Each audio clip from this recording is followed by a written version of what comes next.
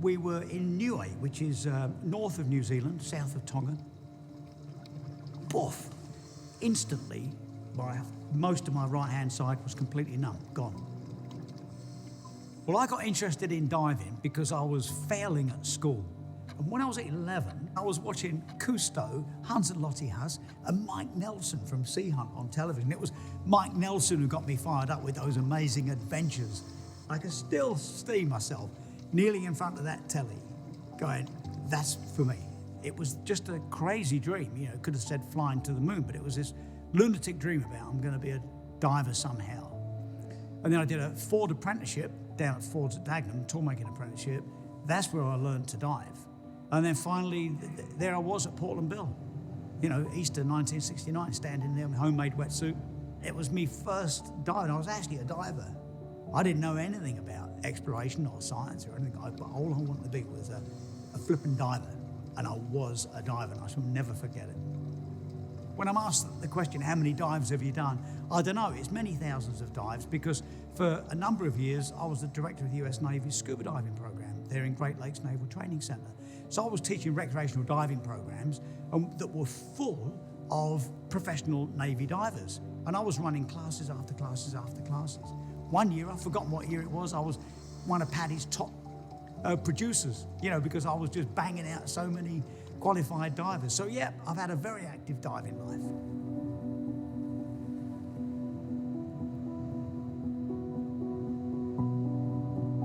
We were in NOAA, which is north of New Zealand, south of Tonga, and we were anchored in Beveridge Reef, which is unbelievably beautiful atoll.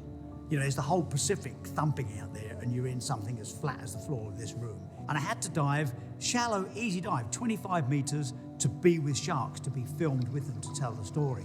So we went out in the Zodiac, went down to 25 meters, the sharks were there, it was a dead easy, beautiful dive, I swam with them.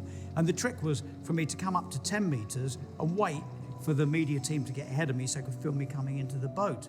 So I hung out there at 10 meters, went up, said my bit to camera about how great it was, and as I come up into the Zodiac, boff, I got this hit, instantly was paralyzed on my right side, even partly in my chest I felt horrendous. I said to Manu, our underwater cameraman, hey, it's something wrong. He took my watch off, he called the boat, put me on oxygen, I started taking my gear off, and I run back to the boat.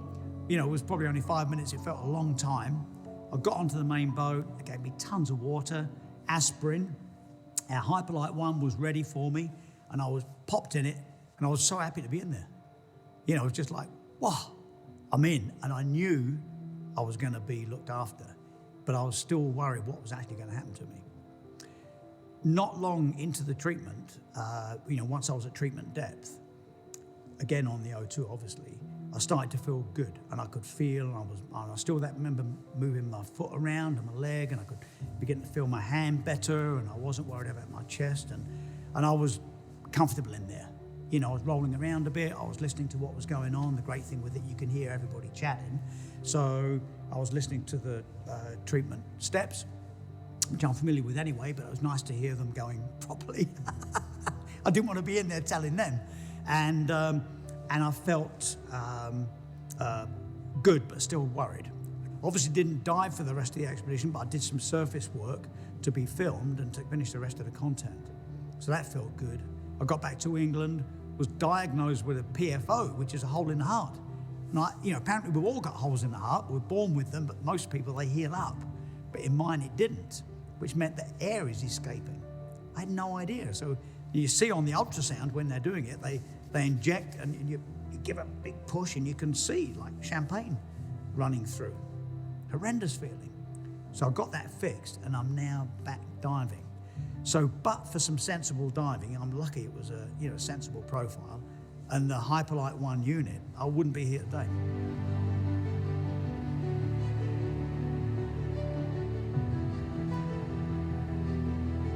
What I would say to people if they were unsure about need of a chamber, even if you're asking that question, it means you need one.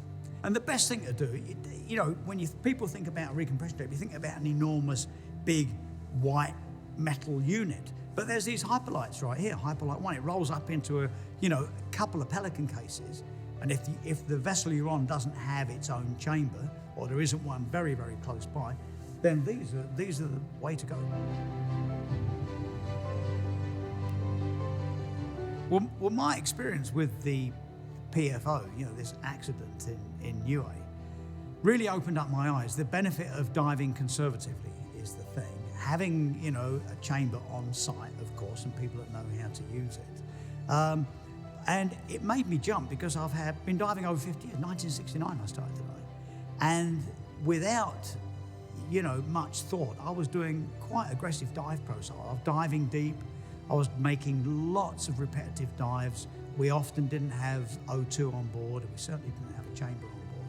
And then later in life, I was diving a lot under the ice. I used to love diving under the ice and still do. All those dives in Antarctica, all those dives up in the Arctic, very close to the North Pole, and long dives. And I would, even though, I'm a qualified diving instructor, I had that feeling of invincibility going on. Well, I missed a couple of stops. I was over my time there. Still seemed to be all right, And then when it did bite me, it really made me jump. So it's one of those things, isn't it? You feel very, very experienced diver, happy to be on that slightly aggressive side of the profiles. Sense of invincibility. And brought up very short now to realize, come on, conservative profiles are there for a reason.